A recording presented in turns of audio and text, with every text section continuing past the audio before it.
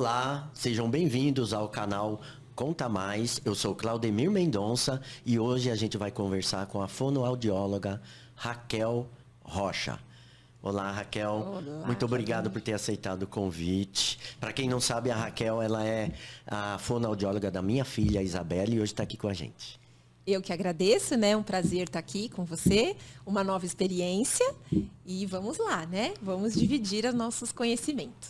Eu queria que você falasse um pouco da sua formação, o que chamou a sua atenção para poder entrar nesse campo, nessa área, e qual a principal área de atuação do fonoaudiólogo. Então, eu me formei em 2001 na PUC de São Paulo, então são 21 anos de formada. A minha área de atuação é a linguagem. E nesse tempo, após a graduação, eu busquei cursos, né, de especialização, aprimoramentos, em áreas que correlacionam com a linguagem. E nesses cursos, alguns, né, assim, eles foram em busca de algumas crianças com necessidades especiais, né? Então, os cursos, eles focam mais em alguma área. Então, teve síndrome de Down, autismo, apraxia de fala na infância, né? Porque é muito importante, né, na nossa área, essa atualização, né, dos nossos conhecimentos.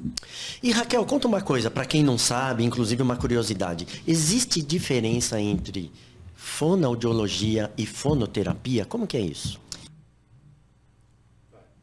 Então, fonoaudiologia é a profissão, né, da área da saúde que trabalha com reabilitação, avaliação das alterações da comunicação humana, né? E essa profissão, a gente hoje, né, considerado pelo Conselho Federal de Fonoaudiologia, são 14 áreas, né? Tá. Então, a fonoaudiologia ela vai se especializando em cada área. Então, são 14 áreas. E a diferença de fonoterapia é que fonoterapia é só um termo. O termo utilizado para sessão fonoaudiológica, né? Ou atendimento fonoaudiológico, né? Essa é a diferença. Raquel, qual é a relevância do trabalho da fonoaudiologia voltada para crianças com necessidades especiais e qual o olhar que o fonoaudiólogo tem para esse público? Então, a relevância é muito grande, né? Porque se o fonoaudiólogo é o profissional que trabalha com a comunicação humana, né? E nós sabemos que as crianças com dificuldades, né, e deficiências especiais, elas têm um atraso, né, nesse desenvolvimento de fala, de linguagem, né? Então, o trabalho do fonoaudiólogo, ele é essencial, né? A gente sabe que são mais de um profissional, né? Não é só o fono, é uma equipe multidisciplinar, mas é essencial esse trabalho da fono, já que a gente trabalha com a comunicação, né? E nós sabemos que esses atrasos de desenvolvimento, além da linguagem, ele pega a parte cognitiva, deficiências auditivas, visuais, né? Então, essa reabilitação e esse olhar do fonoaudiólogo, ele tem que ser, ao mesmo tempo que você tem que ter o conhecimento sobre a síndrome, sobre o transtorno, você precisa também ter um olhar individualizado, né? Não é porque uma criança que ela tem portadora da síndrome de Down ou está dentro de um espectro do autismo que ela vai ser igual a todas, né? Isso eu acho que fica até redundante de falar, mas é muito importante. A gente tem que ter a individualidade de cada um e, né, dentro de uma patologia ou de uma dificuldade, às vezes tem uma alteração maior para uma criança, né, e que às vezes não apresenta na outra, dentro da mesma síndrome. Uhum. Né? E Raquel, fala uma coisa para mim. O universo das necessidades especiais, digamos assim, já tem o nome de universo porque é gigantesco. E quando a gente fala em déficit de atenção, síndrome de Down, o transtorno do espectro autista, existe alguma diferenciação no trato da fala para esse público ou as mesmas características, as mesmas técnicas são utilizadas em todos da mesma forma? O processo do desenvolvimento da fala, ele nas crianças com essas dificuldades especiais, elas acontecem ou com atraso, um atraso do desenvolvimento, então ela pode começar por volta de 2 a 3 anos ou até mesmo 5 anos, né? um atraso tanto do desenvolvimento motor da fala, né? Isso que eu acho que muda de para um ou para outro, né? Tanto dentro do autismo ou da síndrome de Down, vai mudar a questão da alteração, alguns ser mais severos, outros não. O processo, ele entra com atraso do desenvolvimento, demora mais para essa fala acontecer. Pode ocorrer, em alguns casos mais severos, que não ocorra a fala, né? Mas o que eu acho importante a gente colocar é que, apesar de não ter fala, o foco maior da fono é a comunicação.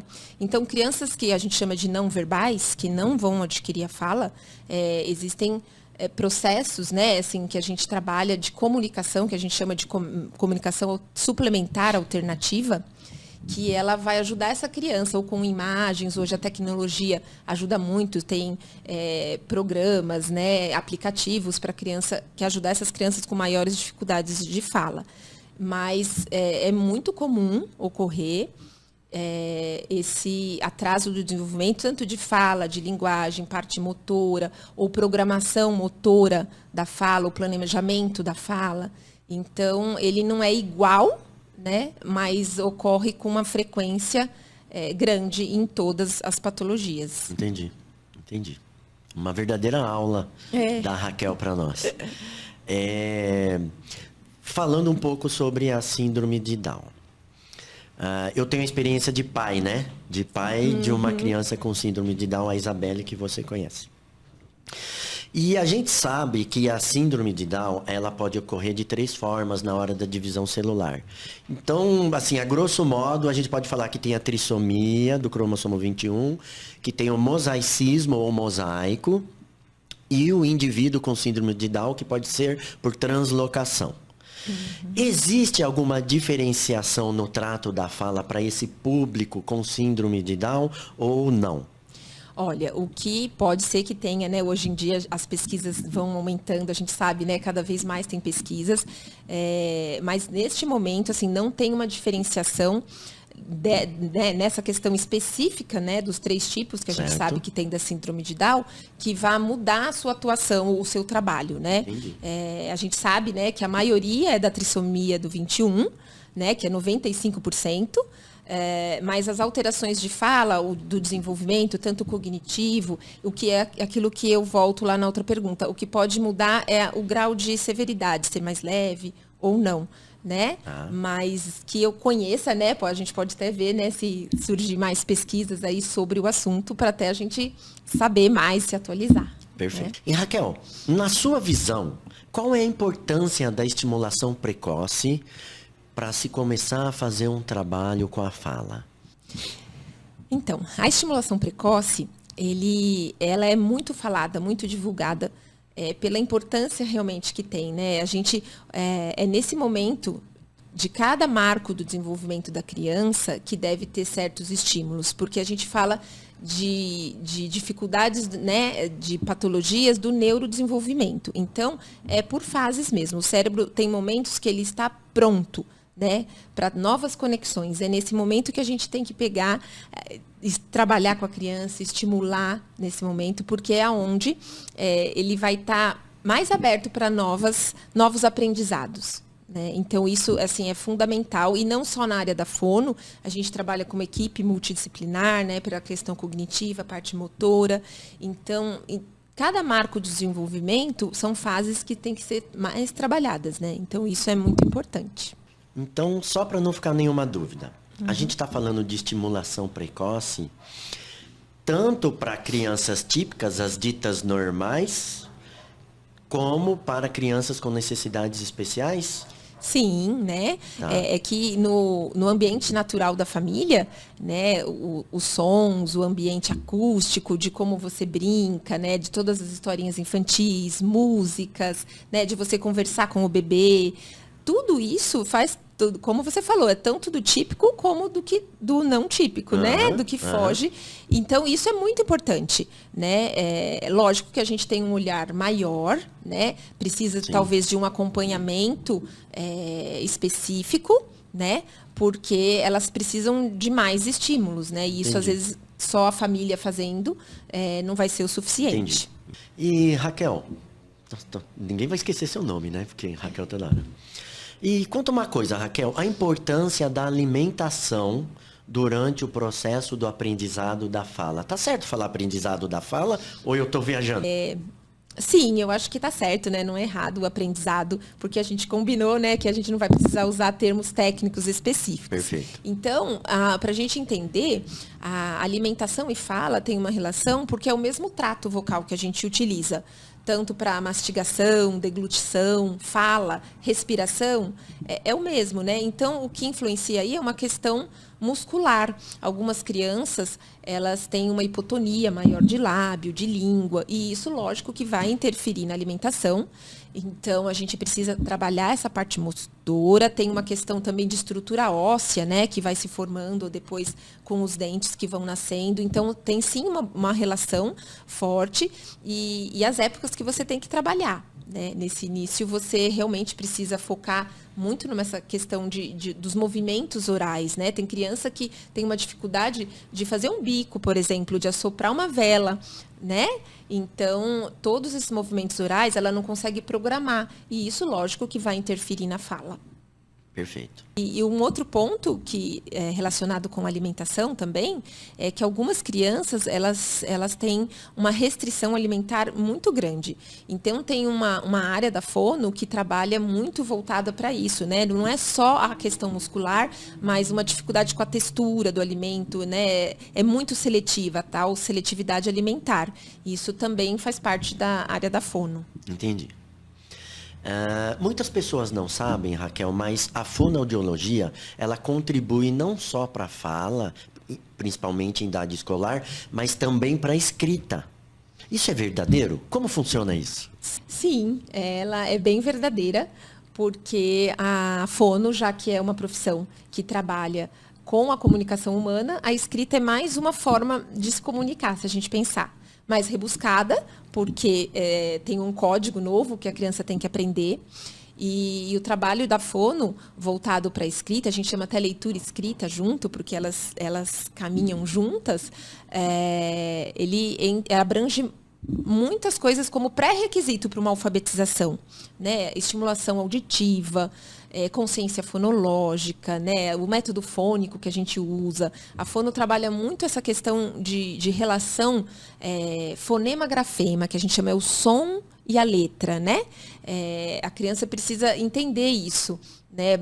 Para você chegar lá na escrita, né? Todo um processo construído ali com a criança.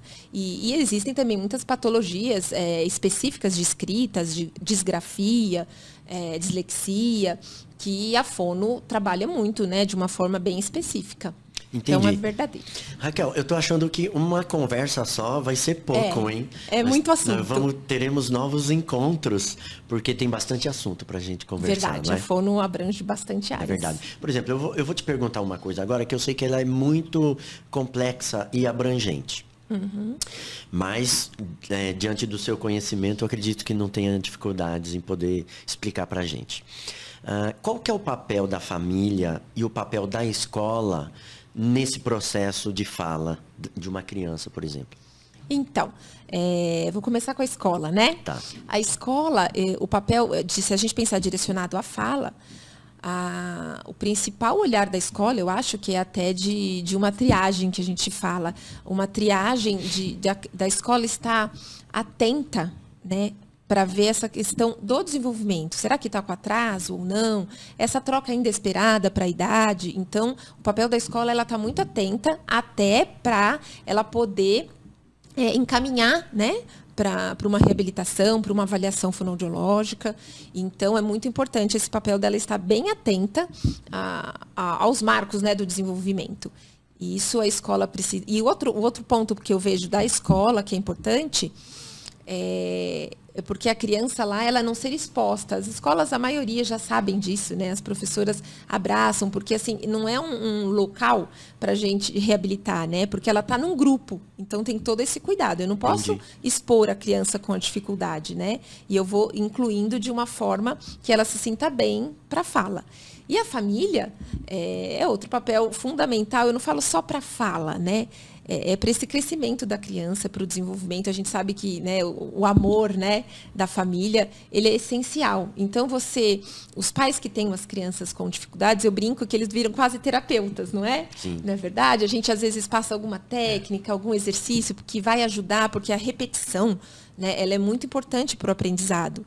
Então, às vezes, você não consegue só no momento da sessão. Então, a família com esse papel, com esse olhar, de algumas com orientação, lógico, da fono, que ela pode ajudar em repetir alguma atividade mais técnica em casa, ela é muito importante. Mas o que eu vejo mais, assim, significativo da gente colocar aqui é que ele tem que ser família, assim, de brincar. O brincar é muito importante.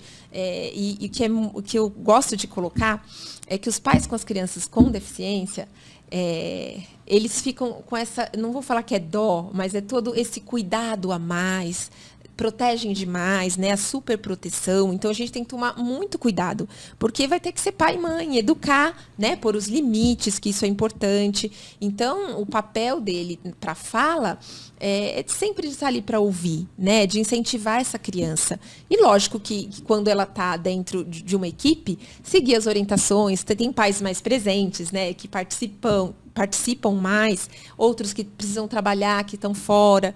Então, vai isso depender muito da dinâmica familiar. E Raquel, eu vou mais longe. Eu costumo dizer o seguinte, que pai e mãe acaba sendo um pouco de psicólogo, fono, fisioterapeuta, porque a gente acaba se envolvendo, não tecnicamente, como vocês, obviamente, né, que são profissionais da área, mas a gente acaba aprendendo um pouco de cada coisa para poder fazer com que os nossos filhos desenvolvam da forma que a gente espera, né? Da forma que precisa. E é importante, né, esse engajamento. Mas sempre, como você falou, né, a gente sempre precisa ter uma balança. O quanto que a gente é pai, mãe, né, que isso para a criança se desenvolver, é o que a gente fala, né? A gente não vai saber aonde a gente vai chegar, mas a gente faz tudo para o melhor para eles, né? E Raquel, quais foram as maiores dificuldades no início da sua carreira e quais as maiores dificuldades hoje para um fonoaudiólogo? Então, o início, né, quando você sai de uma graduação, eu acho que a insegurança, a falta de experiência, né, de prática e a inserção no mercado de trabalho são as coisas mais difíceis, né? E que com o tempo, com o passar do tempo que você vai vendo que acontece, você vai ganhando, você vai atrás de supervisão, de cursos, né? Você começa a ter a sua experiência e isso vai ficando mais tranquilo, né? É uma forma de você lidar. Hoje em dia, a maior dificuldade que eu vejo é você saber... porque é uma profissão maravilhosa, né? Eu adoro ser fonoaudióloga, né? Tenho um orgulho muito grande da profissão. É uma profissão que você ajuda o outro. Então, você se engaja de uma forma até emocional, eu acho, né? De uma preocupação tão grande. Então, é você saber, hoje, assim, para mim, né? É você saber a balança de novo, né? O quanto você se envolve com a família, com a dificuldade da criança, do tempo, porque é um tempo muito grande que a gente investe na profissão. Então, hoje em dia, eu tenho que saber assim, o limite do tempo de trabalho, né? A gente tem essa dificuldade que eu vejo hoje em dia de eu saber discernir, olha, aqui até aqui eu posso, daqui eu não posso mais. Então, hoje em dia, eu vejo isso como experiência. Entendi.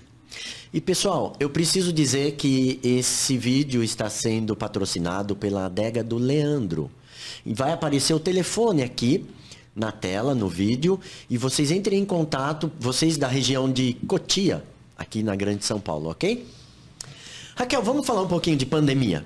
Vamos lá. A pandemia trouxe vários desafios para todo mundo, né, na realidade. Como que foi esse processo durante a pandemia? Processo de trabalho, processo de encontro com os atendidos. Tá certo falar atendidos? Sim, né? Eles são atendidos. Como que foi isso para você? Então, a pandemia trouxe desafios muito grandes na nossa área também, como, né, no mundo todo, para todos nós. Mas a questão toda da fonoaudiologia no começo era, né, como que a gente vai fazer para esse atendimento, né? Uhum. Era uma experiência nova do teleatendimento, a gente chama telefonoaudiologia. Então, foram desafios até mesmo de habilidades tecnológicas, né? De você aprender a fazer materiais novos, como eu vou engajar a criança, vou motivar a criança pelo computador, né? Dela conseguir manter esse foco de atenção durante a terapia, né? Então, foi realmente um desafio grande. E, por um lado, eu acho que tem tudo positivo e o negativo, né? Eu vou falar dos pontos positivos. Foi uma experiência que hoje ela trouxe já muitos benefícios. Se a gente pensar questão de deslocamento, né? A dificuldade de chegar, às vezes, o consultório longe, a aproximação da família mesmo, né? Os pais precisaram acompanhar a criança de perto, às vezes, no teleatendimento, né? Como você mesmo, não foi? Acompanhar a criança, fazer algumas coisas que a gente aqui do outro lado da tela não conseguia fazer, né? Algum toque que precisava dar para ajudar em uma dificuldade de algum fonema, de algum som. Então, acho que aproximou a família dela entender como também é esse processo do atendimento. Reuniões multidisciplinares que a gente fazia, que é difícil conciliar o horário de todos os profissionais, né, dessas equipes. Então, isso facilitou muito mais, né? Então, se consegue fazer reuniões com maior facilidade. E com escola também. Eu acho que isso foram os pontos positivos que ajudaram. E, para um outro lado, que foi muito difícil, é que não foram todas as crianças que conseguiram, né? Crianças com um grau de severidade maior, a gente não conseguiu esse atendimento. Sim, lógico, uma orientação para o pai e para a mãe de como trabalhar em casa, o que ela poderia fazer para estimulação, mas algumas crianças tiveram perdas grandes, né, com isso. E outras perdas grandes é a questão da máscara, né, que aí não é nem da telefonoaudiologia, uma questão de máscara. Quantas crianças perderam a parte visual, a atenção? Muitas crianças precisam dessa pista visual do movimento, de fazer a leitura labial. Isso foi assim, muito grande. Então, assim, a gente escuta bastante, né? E escutou bastante, ainda escuta o quanto isso interferiu na questão social. A gente sabe, né? Se perdeu as crianças com dificuldades sociais, de inclusão social, de conseguir, de ter essa troca com os outros, a escola perdeu. Mas a gente está num momento, né, que parece que está melhorando, ainda bem. Então foi isso, a pandemia realmente, tá bom? Entendi. Se a gente falar em linha do tempo, existe algum estudo, ou você percebeu alguma coisa? Qual que é o seu sentimento em relação à procura pelo trabalho da fonoaudióloga? Existe algum momento na história que houve uma procura maior, ou isso não acontece? Eu acredito, Claudemir, que ele vem num crescente, né? Se antigamente os pais, a família de crianças com deficiência, essa conhece a fonoaudiologia, né?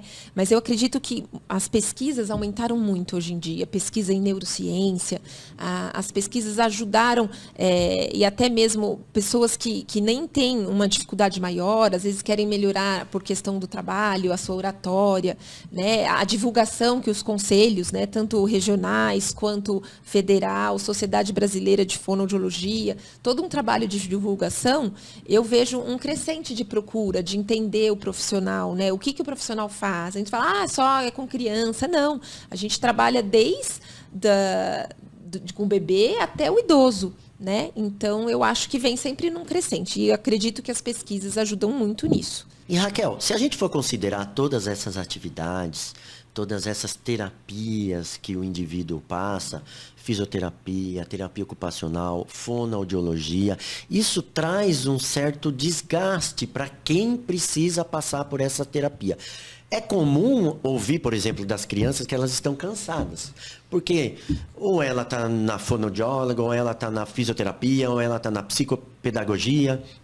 Isso traz um cansaço natural, né, para o indivíduo. Como fazer com que essa criança não perca o interesse pelo trabalho?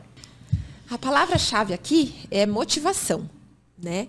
Você manter a criança motivada. Eu falo criança porque a minha área é da linguagem e eu trabalho com o público infantil.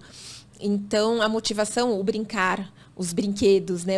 Você ir em busca do que a criança gosta, isso é muito importante, para ela sentir realmente acolhida e motivada, né? Para conseguir vencer os obstáculos que ela tem, né? Então, e também você tem que saber muito qual é o grau de que você vai exigir da criança, né? Então, eu não posso colocar atividades muito difíceis, porque aí eu desmotivo.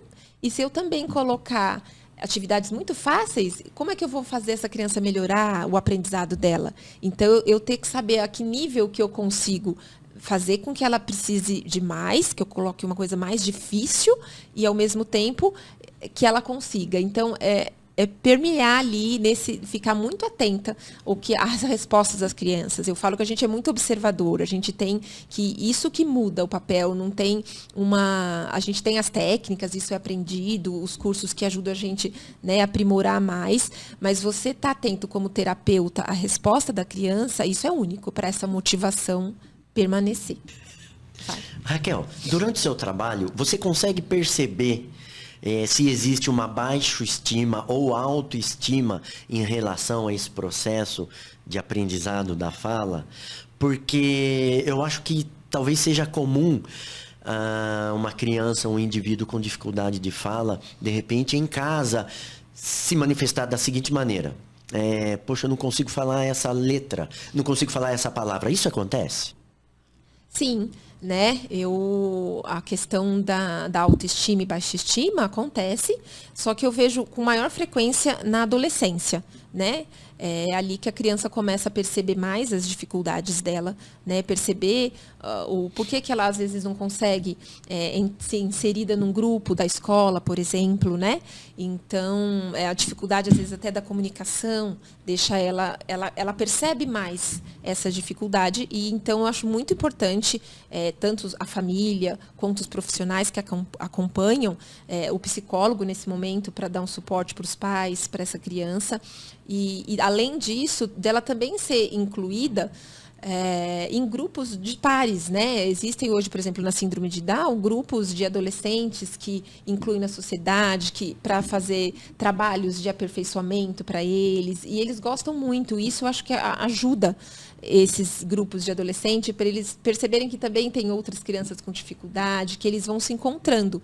E um grande cuidado que a gente tem, que eu vou aproveitar essa baixa estima, é que tanto nós, né, incluo nós aqui, eu falo nós profissionais, nós pais, escola, até a sociedade, que a gente tem uma tendência a infantilizar muito as crianças com uma deficiência. E a gente toma muito cuidado, porque ele é um indivíduo, ele tem esse crescimento, então a gente sempre fica com essa proteção demais, infantiliza, né, um adolescente, um adulto já, um jovem, né, com brincadeiras, formas de falar muito infantilizadas. E isso sim também é mais uma forma que ajuda nessa baixa estima. Isso é prejudicial, não é? Sim, precisa ficar bem atento. Eu acho que assim, é mais um cuidado. Até as próprias crianças em escola querem proteger, querem fazer por ele.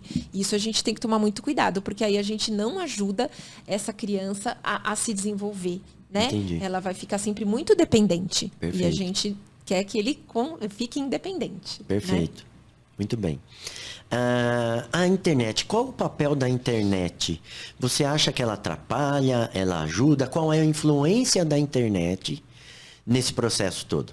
Por que eu estou perguntando isso? Porque todo mundo tem celular hoje. Sim. Todo mundo acessa o YouTube. Estamos nós aqui, né? Estamos nós aqui. Todo mundo acessa as redes sociais e esses indivíduos também. Qual a influência da internet? Então, da mesma forma que a gente pensou ali na pandemia, eu também penso aqui na questão da internet. Vai ter o lado positivo e o negativo. Então, o acesso, ele precisa acontecer, né? Porque senão, de novo, a gente coloca mais ela em exclusão, é Sim. o que a gente não quer. E eu acho que até ajuda, por exemplo, as crianças seguem, né, os youtubers e elas gostam de um e de outro e ela quer imitar. Então, crianças que têm uma dificuldade, que são pouco falante, né, que fala menos, aquilo pode até incentivar ela a querer gravar um vídeo, a ela querer fazer como youtuber, né? Então elas hoje em dia que se gravam elas mesmas falando, né? Então isso eu acho que ajuda, né, na questão de fala, dela conseguir falar mais. Tenho experiência de uma jovem já que realmente ela se encontrou e ela gosta muito de gravar vídeos, né? E ela tá se saindo bem, né? Então você vê que isso motiva. Então eu vejo o lado positivo da internet. Lógico que tem que ser sobre uma orientação. Porque o excesso, né? E se eu não orientar, por exemplo, ela gosta tanto, e para algumas crianças em alguns transtornos, a imitação é muito forte. Então ela pode começar a imitar youtuber, né, do jeito que ele fala, né, Sim. e passar isso para todas as relações comunicativas dela. Então, você imagina, eu vou conversar com meu avô, da forma que fala, uma gíria de um youtuber que ela assista. Então, por isso que eu falo, ela é muito, eu acho que ajuda, mas tem que ter uma orientação. O excesso também, a gente sabe, né, isso tem que falar, o excesso de tela, isso prejudica, pensando até nos pequenos e até nos maiores. A gente sabe que pode desenvolver doenças psicológicas, né, desse excesso, da quantidade que ela fica exposta à tela. Entendi. Tem, então, sempre que ter esses dois lados. Entendi. 1, 2, 3. E Raquel, fala o seguinte, os cursos de fono, você percebe algum um upgrade? Isso tem mudado da época que você se formou para cá? Os profissionais que estão sendo formados estão capacitados? Eu acredito que teve esse upgrade aí, sim, né? Porque as pesquisas, elas aumentaram muito, né? E principalmente, que eu já até mencionei sobre a neurociência, é uma área que está ajudando muito nessas pesquisas. Então, eu vejo hoje que, para a graduação, se tem mais conteúdos, né? Eu acho que vem num crescente, a cada vez mais, né?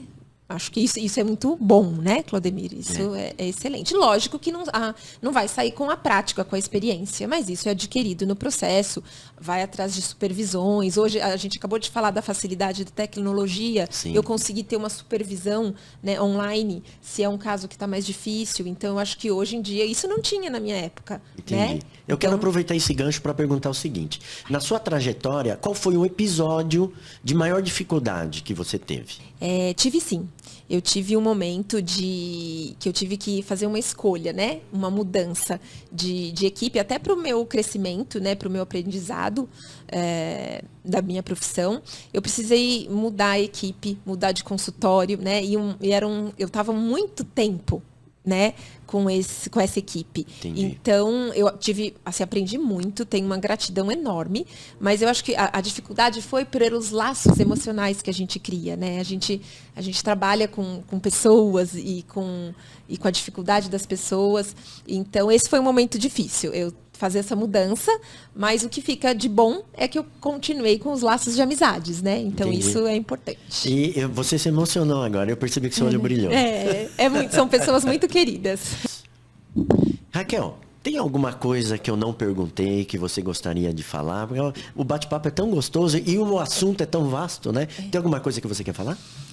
Eu acredito que a gente, né, as suas perguntas abrangeram bastante a área da Fono, e eu só queria colocar assim que é muito importante isso que a gente está fazendo, né? A sua iniciativa de começar esse canal e falando, né, das dificuldades especiais da sua princesa, né? Que acho que acabou proporcionando isso, né, de você falar sobre. Eu acho que é muito importante, é mais uma forma das pessoas que não têm o conhecimento, né, poderem ir atrás e correr atrás e saber o quanto é importante, né, esse trabalho, como é benéfico para eles e para até com a gente que trabalha com eles. É verdade. Eu só queria deixar isso. Eu quero agradecer, Raquel, você ter atendido o meu convite, tá? Meu pedido pessoal para você. Foi muito bom. Imagina. E, pessoal, por favor, se inscrevam no canal, quem não é inscrito ainda. Não deixe de compartilhar esse vídeo e dar um joinha também. Lembrando que este vídeo está sendo patrocinado pela Adega do Leandro, região de Cotia e Grande São Paulo, ok? Vai aparecer o telefone aqui da Adega para quem tiver interesse nos produtos. Um abraço a todos e em breve nós voltaremos aqui nesse canal.